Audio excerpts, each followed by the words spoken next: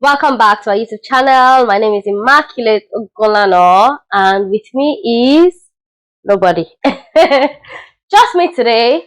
I'm going to be having my own series of videos on our channel now to, will I say cater to? I'll be waiting with the English where I will talk now. Just to answer some questions about teaching and PGCE, and yeah, just basically all of that on my channel or on our YouTube channel.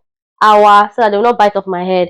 Our YouTube channel, because my children say it's not Nigerians, you people are the ones that taught me It's not it's our. My children are the kings of correcting me. Anyways, our YouTube channel, I'm going to have like a playlist answering questions about PGCE and teaching in the UK based off my own experiences. Okay, so today's video is about talking in depth about PGCE itself in University of Brighton, to be specific, because I don't know PGCE in any other school. I only know for University of Brighton. So PGCE in University of Brighton, how it went during my set. It's my change in another person's set, okay? So yeah, that's what this video today is going to be about. My goal is to make series of videos in a playlist about PGCE, which is what I'm starting with, and then my interview process, and then I'm going to do like a classroom setup in depth, and things I'm doing in my classroom. And I'm going to do like a classroom management talk and things like that. So just basically my own journey. And another thing I want to talk about, which I need to do research on, and I'm not talking about that yet, is teaching, how to get into teaching if you're not yet in the UK, and how to do teaching if you're already in the UK, or get into teaching if you're already in the UK. I've had quite a number of questions about that. So I'm going to do proper research and in-depth research, and then bring you the information as best as I can. Obviously, I'm still going to direct you to gov.uk website, but I'm going to bring that information as best as I can. Okay, let's get into today's video.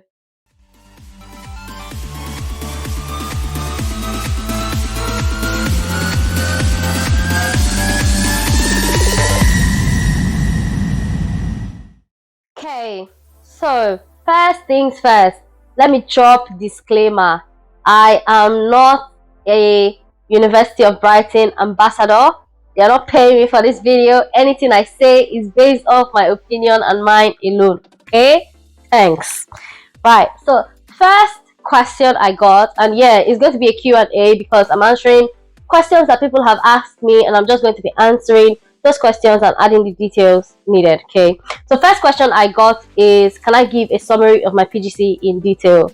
I have broken that down into the things I want to say, and then yeah, just give you the information from that. If there's anything I miss out, please feel free to answer or to ask me more questions, either by DM, by email. Speaking of emails, before I continue, can I just give a quick shout out to one of our subscribers who has sent me, or sent us, before they chop my head again, who has sent us several emails asking questions and asking for guidance, and we've been exchanging mails with this person, and he is now in Brighton doing his own PGCE.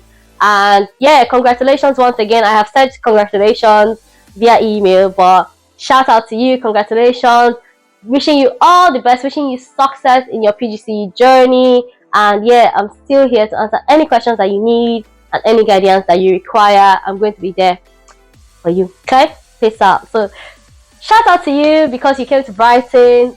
Okay, and I'm so glad, so glad to share that he used our videos as a guide, you know, towards his own journey, and then sent us more questions he had, and yeah, which kind of led to me wanting to start this whole playlist.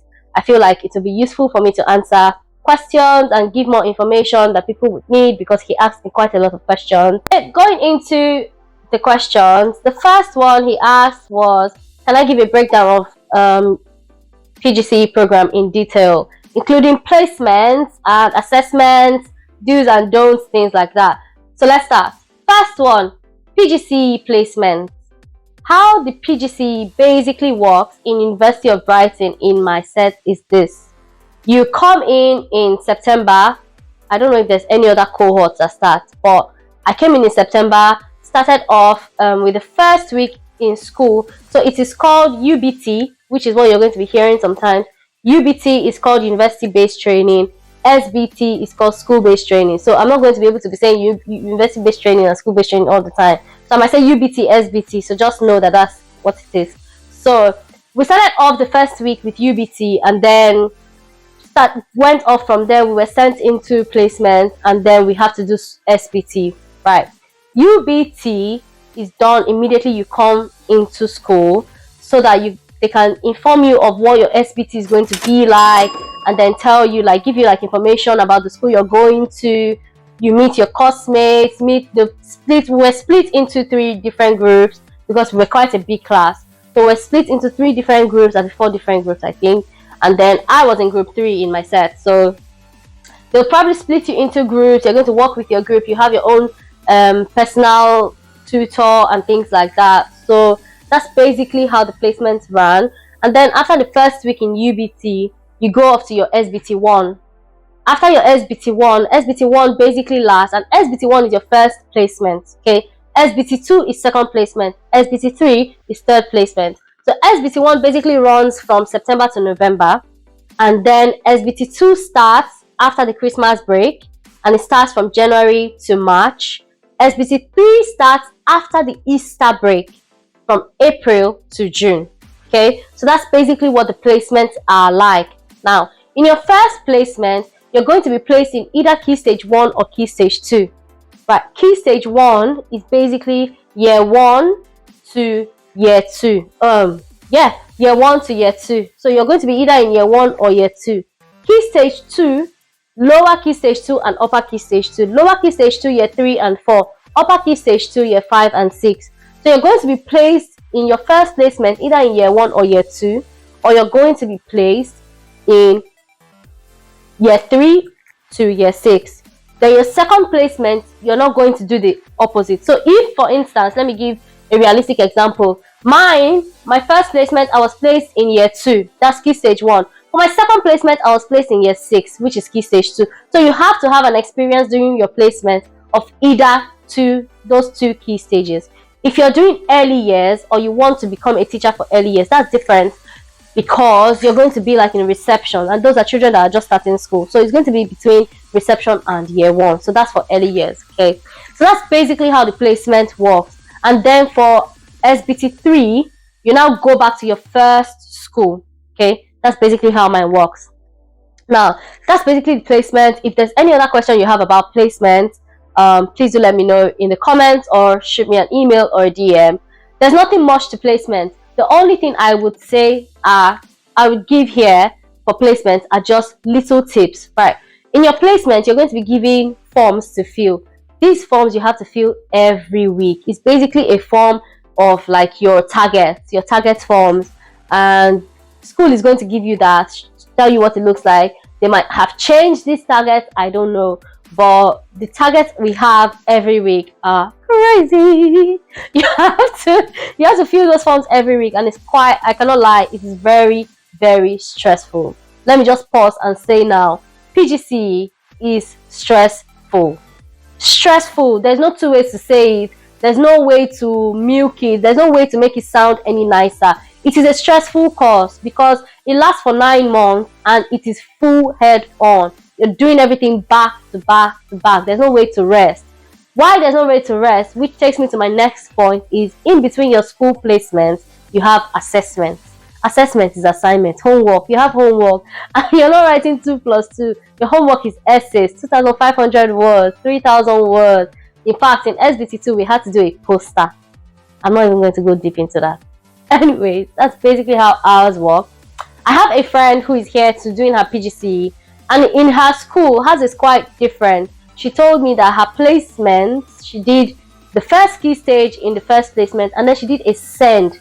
She had to go to a SEND school. So SEND is special educational needs and disabilities. So children with SEND, some of them have like a special school. She had to go to a SEND school to learn about SEND, and then her next placement, she went to the next key stage. So it depends on your school, and it depends on the course you're doing in that school and how it runs. Okay, so yeah, moving on for placement, that's basically all about placement. Placement tips: respect yourself.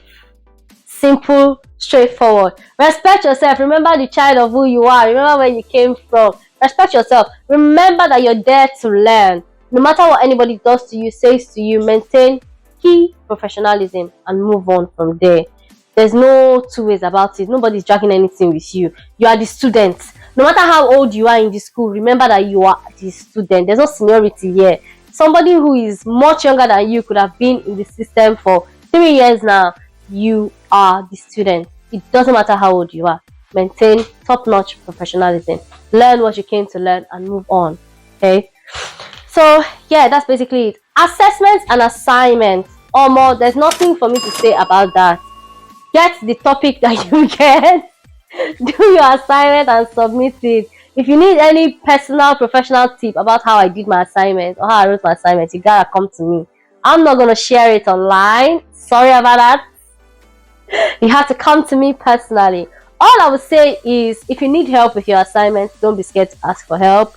So for University of Brighton, there's something that they do. If you feel like you're really overwhelmed during placement and all of that, and you cannot meet up for your assignment, you have the liberty, or you have the provision. There's a provision for you to request for an extension of submission date. You have to request as early as possible though. So if you feel like you're really stressed and you cannot meet up your deadline, request for that extension. You have to explain why you're requesting for it, but request for it if you need it. And yeah, reach out for all the help that you need and ask for it. Okay, like I said, if you want personal tips about how to write your assignment, you gotta come to me personally. I'm not gonna share that here. But part of the PGCE during my course is we had 3 assignments. You have to do 3 assignments along with your 3 placements. Okay, so for each placement you have 1 assignment. That's basically it. It's like you're doing the UBT and the SBT simultaneously. So your UBT is the assignment, your SBT is your placement, which is the practical, which you must pass. If you pass your UBT and you don't pass your SBT, you will not progress. You can't move on. You can't graduate. You can't become a qualified teacher. You cannot pass one without the other. You have to pass both of them. At every point during your SBT, you have a university tutor who is coming in to assess you, to check what you're doing at least once or twice, depending on your progress and how you're doing. So I had my university tutor come and check on me and do like my interview. It's not called interview. What's that thing? Observation. It's called observation. They come and do an observation for you while you're in class for 1 lesson. So if they observe you the first time and they feel like you still have like a lot to learn, then they will set another day to observe you. If they feel like you've gotten to where you've gotten to, then you have only 1 observation. For instance, I had only 1 observation. Not trying to brag, I'm just saying. For my own 3 placements, I had only 1 observation. Okay, so yeah, that's basically how that works. If you fail that observation, if after your university tutor has observed you the first time, they set the second time to observe you and they still feel like you're not making progress, you have failed that SBT. Now, don't give up hope. The plan is that if you fail SBT 2, instead of doing SBT 3, you will redo SBT 2 and then do SBT 3 when other people are doing SBT 1. So they just carry it over for you. It's not like you will fail and you will never pass. They'll just give you more time to go through the process of becoming a better teacher. Okay, so you have that leeway. It's not like they'll just fling you off the course. Okay, so relax, take it easy, take a deep breath. You can do it. Okay, yeah, so the next one I have on my list is placement do's and don'ts. I think I've said that already. Remain professional, don't fight. There's nothing serious. You're becoming a teacher. I don't think I need to be telling you how to behave as a teacher. It doesn't make sense. You're going to teach children. Obviously, you need to be a role model for what children should be doing. So just maintain respect at all times. Listen to your mentor. Speaking of mentors, in every placement, you're going to have a mentor. Respect your mentor. But that one does not say you should accept, in quotes, BS. If you feel like your mentor is not giving you the support you need, or you're not getting what you need from your mentor, you're not making progress with your mentor, please complain. Complain to your university tutor or complain to the school or the course leader or something. that you're not making progress, and they are at liberty to change your mentor or request the school to change your mentor. Okay, so those things are in place in University of Brighton. Right, the next thing is, another thing I wanted to add to this video is, during your PGCE, it is very, very, very important, and I cannot stress how important it is for you to have a plan. Have a plan, have a routine. What am I doing from Monday to Friday? What am I doing? Because I think I've said this in another video previously, in PGCE, I went to class, especially for UBT, 9 a.m. to 4 p.m. most days. It is a stretch. That's why I keep saying it is very stressful. It's a stretch. You have classes from 9 to 4. Break time is just 1 p.m. to 2 p.m. or something, or 12 to 1, depending on the time of your lessons or your lectures.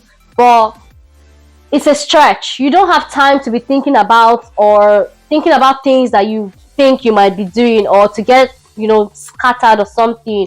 You have to plan yourself every day. Olumide, we always sing in our videos that she did not work.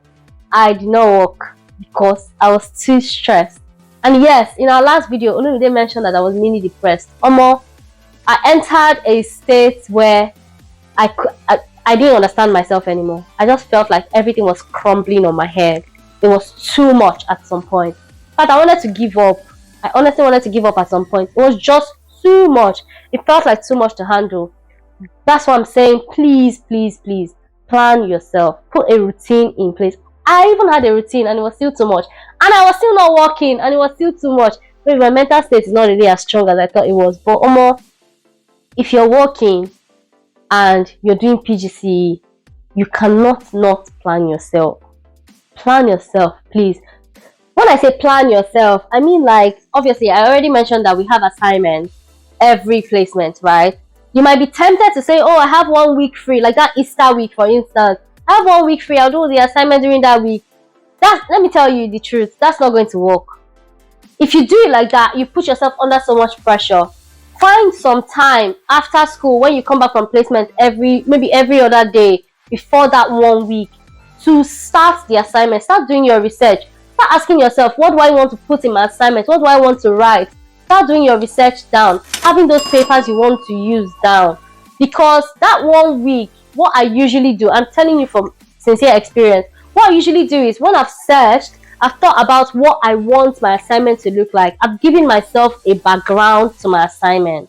What I do for that 1 week is begin to piece those pieces together. So on Monday, I might just decide, okay, I want to do the introduction part of my essay, for instance, and I do the whole introduction. On Tuesday, I want to do the body of my essay. I do the first part of the body, things like that. If you don't plan yourself like that, you find out that you get stuck. You have so much pressure. Another thing with planning I wanted to show you is this.